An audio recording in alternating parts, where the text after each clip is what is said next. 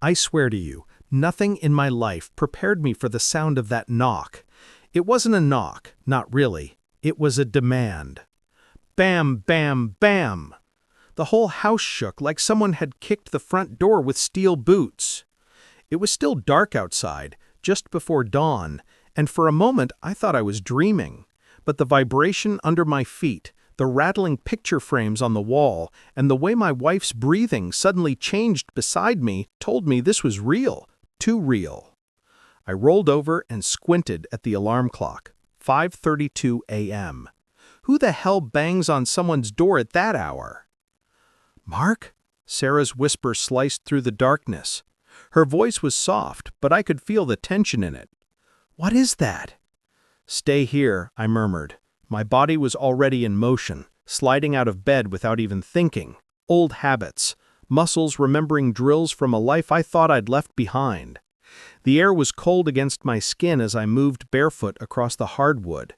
Every creak of the floor sounded like a gunshot to my ears, but I kept moving. My hand brushed against the dresser, feeling for the familiar weight of the heavy flashlight I kept there. Not for the light, just the comfort of cold steel in my hand. Another boom hit the door. My heart was steady, but my instincts screamed. This wasn't a neighbor. This wasn't some lost delivery guy. This was something else. I stopped at the top of the stairs, crouching low, and listened. Voices. Muffled. Male. More than one.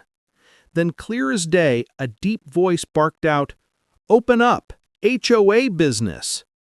HOA, my homeowners association. I nearly laughed out loud, but the sound curdled in my throat. At 5:30 in the morning, pounding on my door like stormtroopers? Behind me, I heard the faint rustle of fabric. Sarah had gotten out of bed and was standing at the stairs clutching her phone. Her face was pale in the dim light. "Mark? Is it them?" she mouthed. I raised 3 fingers, 3 men outside. Then I pointed at the yellow letters across their vests. I knew because I'd just peeked through the peephole at the distorted fisheye view of my porch. Big guys, black vests with bright lettering, HOA Inspector. Except these weren't inspectors. They looked like bouncers who had just been fired from a nightclub. One had a clipboard, another was built like a wall. They aren't here to talk about flower beds. My pulse thudded in my ears, but my mind was cold, sharp. From the guest room down the hall, I heard another sound. Movement. My old friends, Dave and Leo, Navy SEAL brothers, staying with us for the week.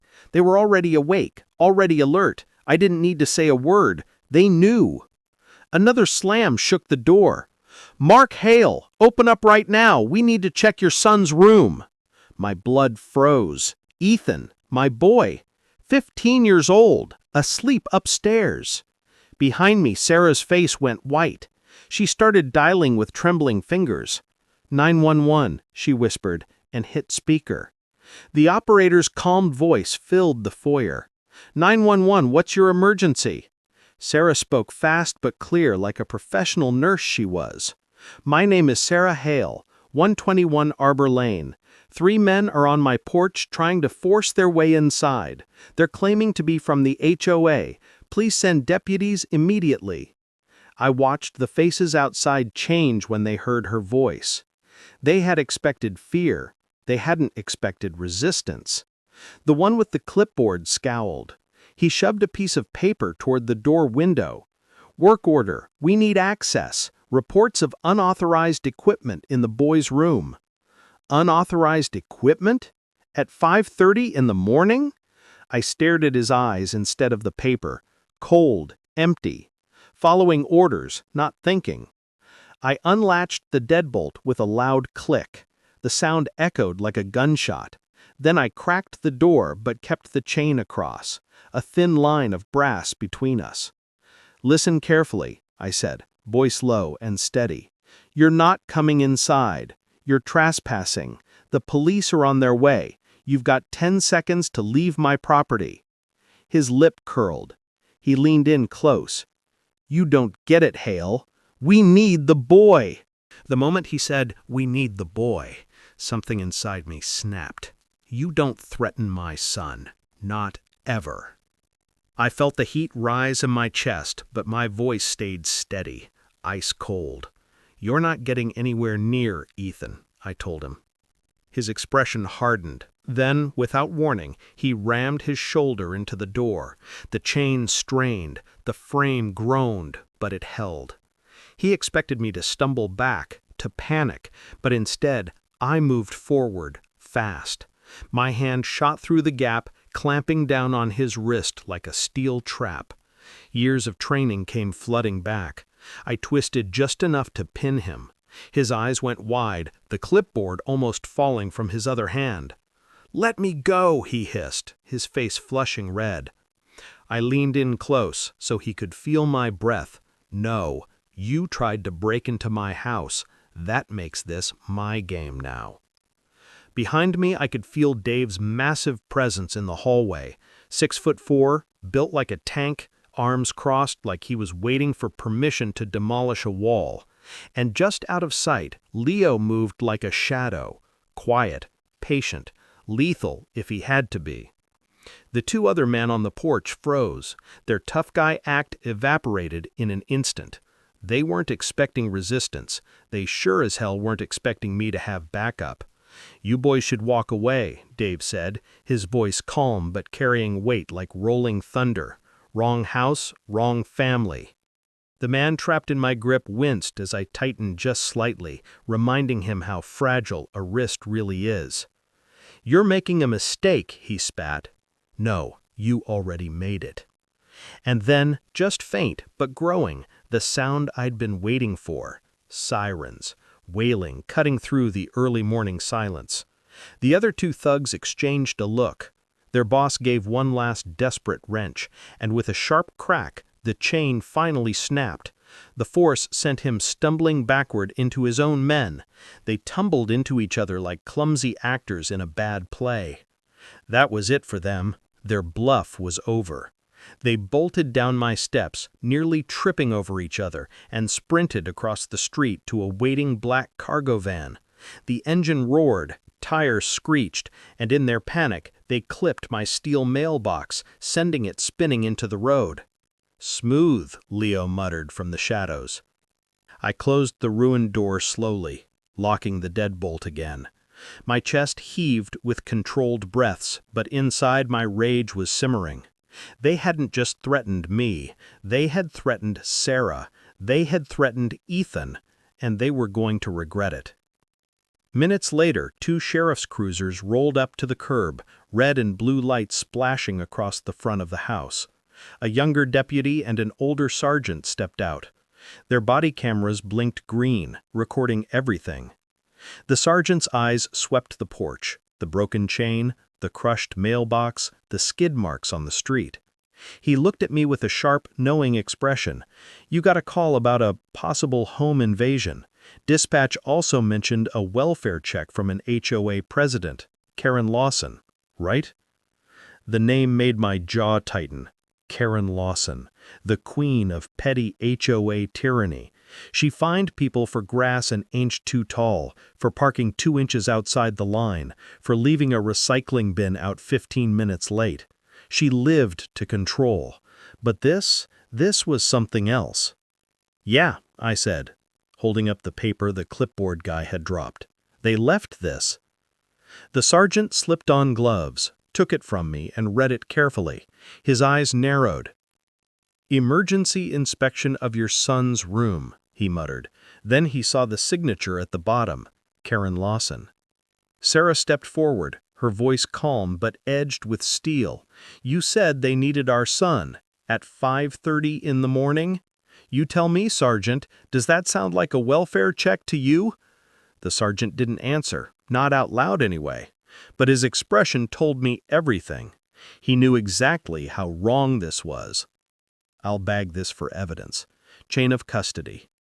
He slid the paper into a plastic sleeve, labeling it with time, date, and location. "We'll follow up with your HOA president." I nodded, but my mind wasn't on Karen. It was on Ethan. I climbed the stairs 2 at a time and knocked gently on his door. "Ethan, it's Dad. You okay?" The door creaked open, and his face peeked out, wide-eyed, pale, but alert. I heard everything, the yelling, the van. I stepped inside.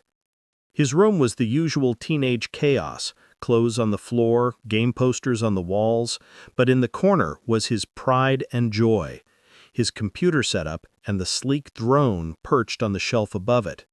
"Buddy," I said, crouching so we were eye level, "I need you to tell me something, and you need to be completely honest, no matter what." His throat bobbed as he swallowed. "Okay. Did you film something you weren't supposed to?" He hesitated, guilt flickering across his face. I was just practicing at the quarry," he admitted, 2 days ago. "I didn't mean to spy on anyone." I put a hand on his shoulder. "Show me." He sat at his computer and pulled up a folder of drone footage. My chest tightened as the video played. A high view of the quarry road. Seconds later, a black cargo van pulled into frame. Men got out, lugging heavy containers. And then I saw it. The dark liquid spilling into the clear water. Illegal dumping. Poisoning the land. And then the camera zoomed, catching one man's face as he turned. My blood ran cold. It was him. Clipboard guy.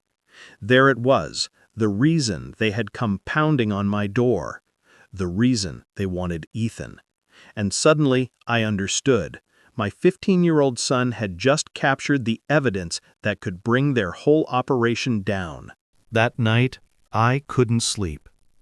Even after the deputies left, even after the porch had gone quiet and the street returned to its peaceful silence, my body stayed on edge. Years of training had wired me this way. After a threat, you don't relax, you stay ready. I walked the perimeter of the house, barefoot on the cool grass. Every fence post, every dark corner of the yard became a point of calculation in my mind. A gap in the fence near neighbor Mike's roses. A tall oak tree in the back, perfect for climbing. The motion sensor lights I'd installed last summer. I tested them, one by one. They worked. But my gut still churned. Inside, Sarah was at the kitchen table, jotting down everything in a spiral notebook. Times, actions, details. She had the kind of sharp, organized mind that saw patterns in chaos. "We need a clear record," she said. "If this ends up in court, nothing can be vague." I kissed her on the temple, smart as always. Upstairs, Ethan was quiet, pretending to work on homework, but clearly shaken. He had told me over and over, "Dad, I didn't mean to film them. I was just practicing." And every time, I told him the same thing. "You did nothing wrong. You did what was right. You saw something illegal, and you recorded it. That's courage, son."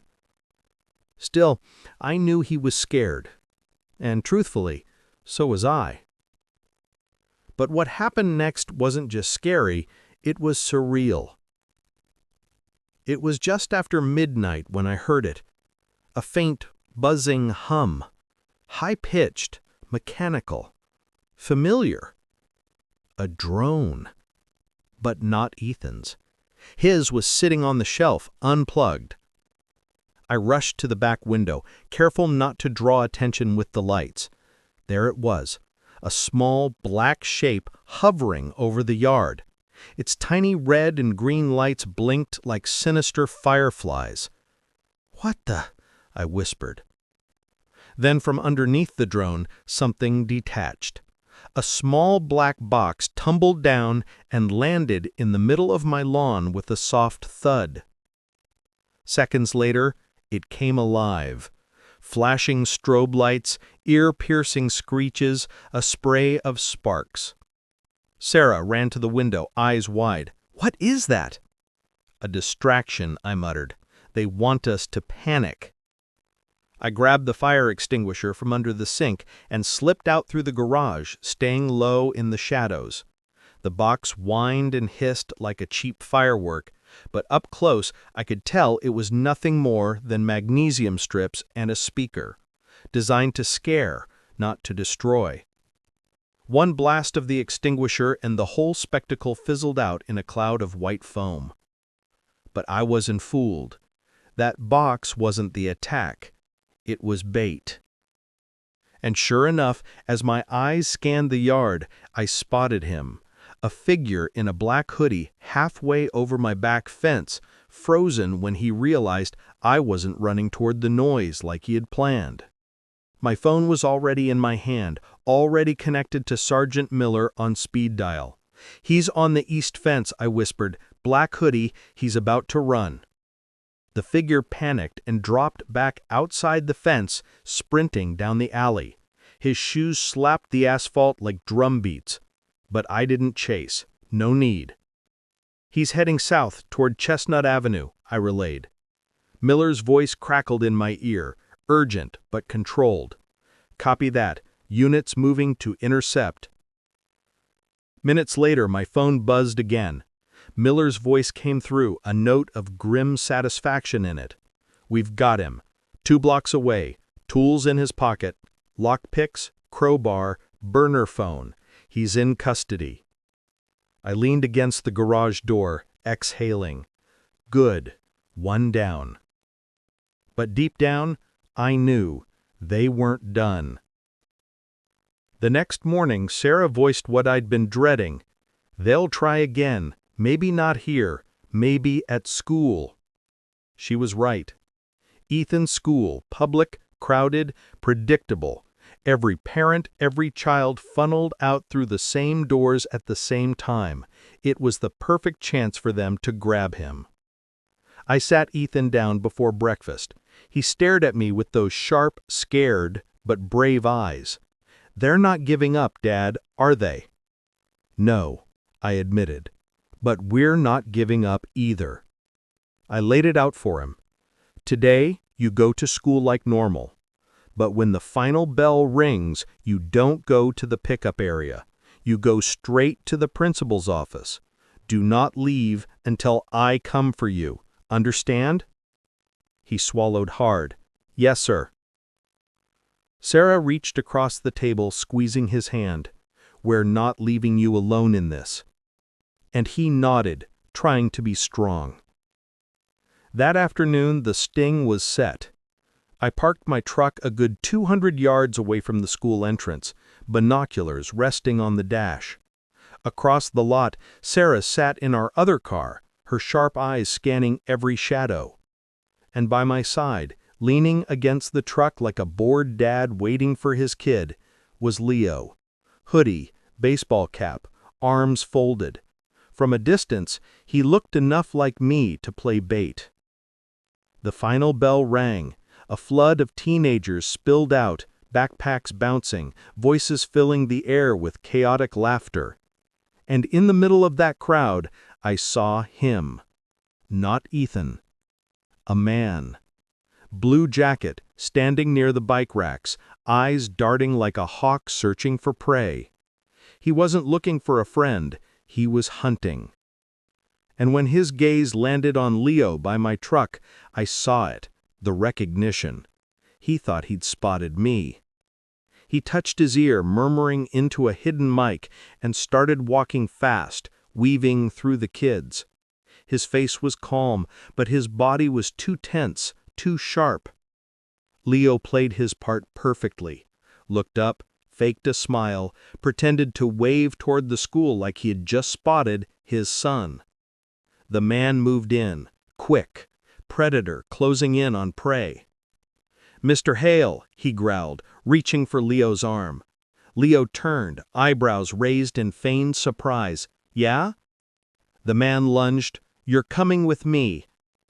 But he didn't finish. In a blink, Leo shifted, controlling the man's momentum. He spun, twisted the man's arm, and sent him stumbling forward. Smooth, efficient. And right then, Officer Grant, the school's resource officer, ex-Marine, came sprinting in from the side like a bullet. Police, on the ground. The man tried to bolt, shoving Leo away and running full tilt across the lot. Kids screamed, phones whipped out, chaos exploded. But Grant was faster. His tackle hit like a freight train, slamming the man onto the pavement. Cuffs clicked. Sirens wailed. And just like that, another piece of the puzzle was trapped. Watching from my truck, my chest swelled with a fierce mix of pride and fury. Pride because the plan had worked. Fury because they had dared to try and take my boy in daylight. And in that moment, one thing was crystal clear. This wasn't about defense anymore. It was about offense. The day after the school incident, our neighborhood felt like it was holding its breath. Word had already spread. Parents whispering, kids texting, neighbors peeking out of their curtains. Everyone knew something had happened. But they didn't know the full story. Not yet. That night, Sarah looked up from her laptop, her face lit by the glow of the screen. "Mark, the annual HOA meeting is tomorrow." I stared at her. "And Karen has to be there." Exactly. It was perfect. The HOA meeting was public, mandatory, and recorded. Karen Lawson would walk in with her smug little smirk, thinking she still held all the cards, but she had no idea her kingdom was about to collapse. When the next evening arrived, we walked into the community center as a family. The air was thick with anticipation. The room buzzed with nervous energy, neighbors packed shoulder to shoulder.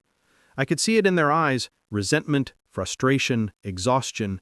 Years of Karen's petty fives and power games had worn them down. They didn't love this HOA. They feared it. Sarah squeezed my hand. Ethan sat beside me, laptop bag at his feet, trying to look calm. He wasn't.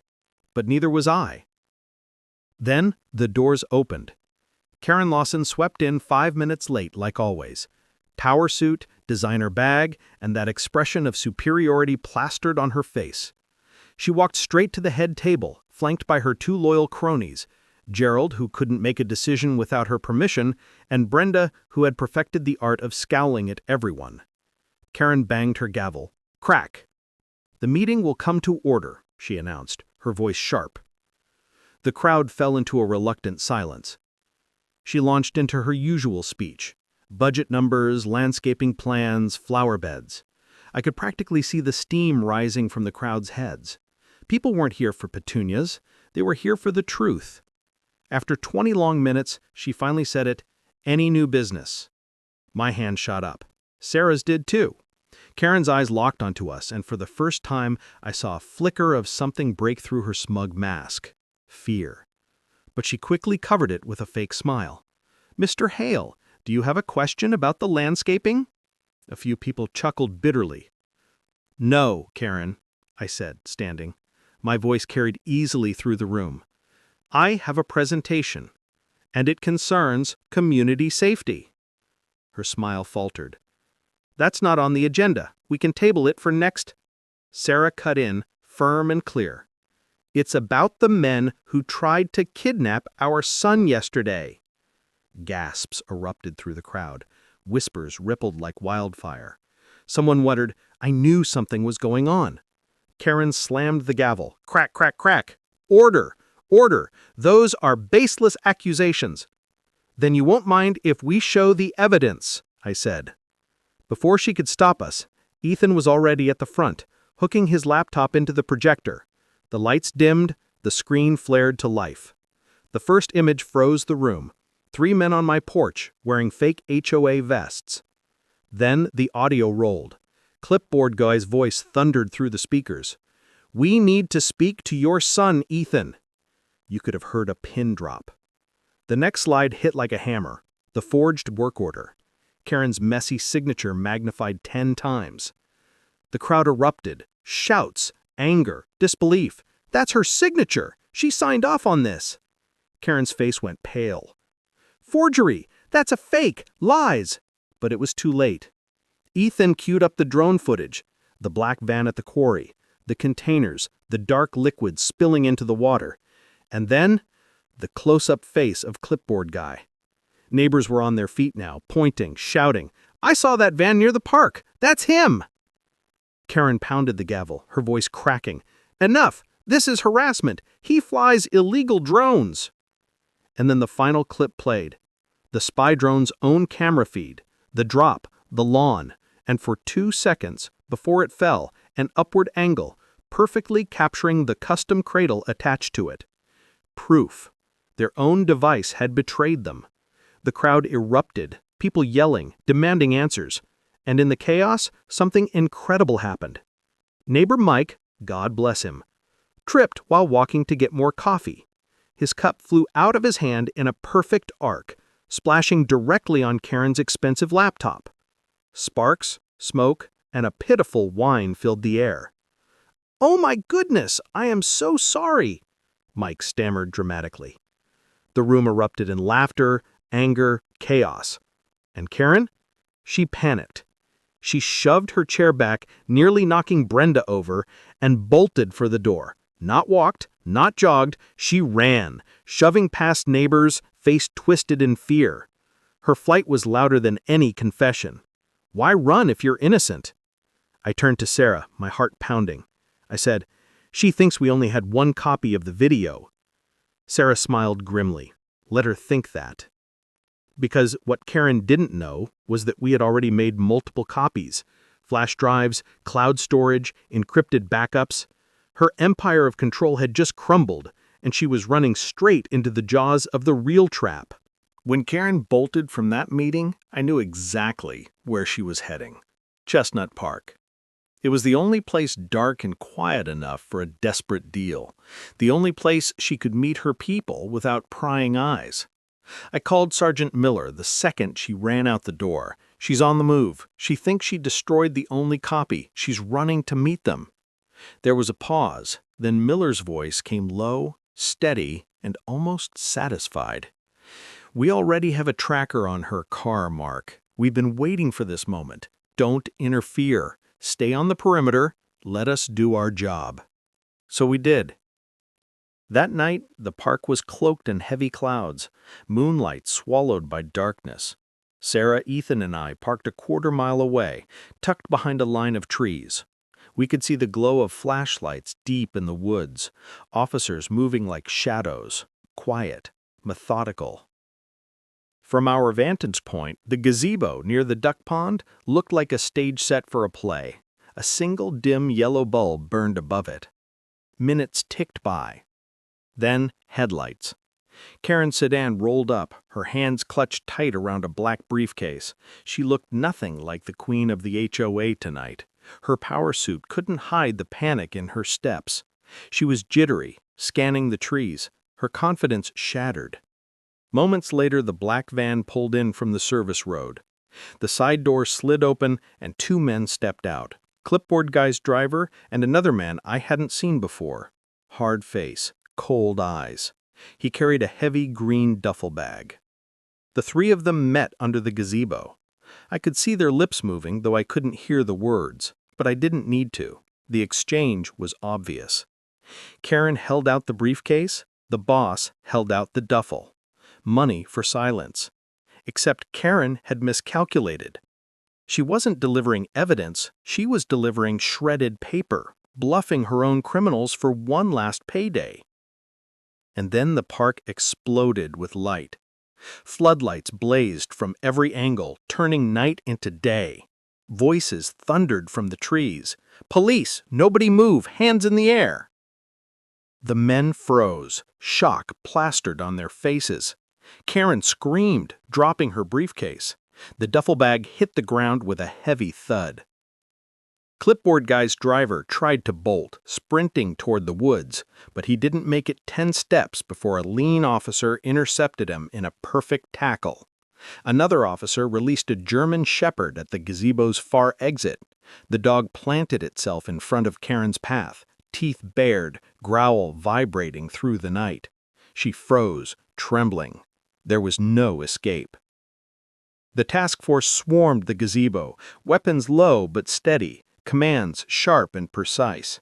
Every move was by the book, every step recorded on body cams. An officer wearing gloves approached the evidence. 1 green duffel bag, 1 black briefcase, he announced for the cameras. He opened the duffel, stacks of cash. He opened the briefcase, shredded paper. Karen had tried to cheat even her own partners. The betrayal was complete. From the shadows, I stood with Sarah and Ethan watching it unfold. My wife's hand found mine. My son's eyes were wide, his jaw tight. Karen Lawson, the woman who had fined neighbors for flowers, who had bullied an entire community with petty rules, was led away in handcuffs. Tears streaked her face. The arrogance was gone. All that remained was desperation. The boss was cuffed too, his face stone cold, silent. But it didn't matter. They were finished. And for the first time in days, I felt the tension in my chest finally ease. The fallout came fast. Karen cracked under pressure. Faced with conspiracy, racketeering, and environmental charges, she confessed. She gave up everyone, her crew, her contacts, her brother-in-law's company that had been dumping waste in the quarry for years. The whole rotten empire collapsed. The district attorney's office tore through the HOA's finances, fraud, embezzlement, falsified invoices, years of theft laid bare. Neighbors who had been fined hundreds for trivial nonsense realized their money had gone straight into Karen's pocket. The betrayal cut deep. An emergency meeting was held, this time without Karen's gavel. No small talk, no donuts, just business. The vote to remove Karen and her cronies was unanimous. Sarah was nominated as treasurer of the new board. People clapped. For once, there was hope. And Ethan? He was applauded. A 15-year-old boy who saw something wrong, captured it, and refused to back down. He turned bright red at the attention, but I saw the pride in his eyes. Life slowly returned to normal. Neighbor Mike built me a new mailbox, so sturdy it could probably survive a hurricane. Sarah buried herself in spreadsheets, determined to untangle years of financial mess. Ethan went back to sketching flight paths for his drone, a quiet smile on his face. One night, I leaned against his doorway, watching him. "Hey, buddy, we good?" He looked up, grinning. "Yeah, Dad, we're good." And I realized, maybe for the first time, that this wasn't just about protecting my family. It was about reclaiming something bigger. The right to live in peace. The right to feel safe in your own home. The right to stand up to bullies, no matter how powerful they think they are. And as the house settled around us, the heat clicked on and the quiet of the street returned, I whispered a silent promise to myself. We held the line, and we always will.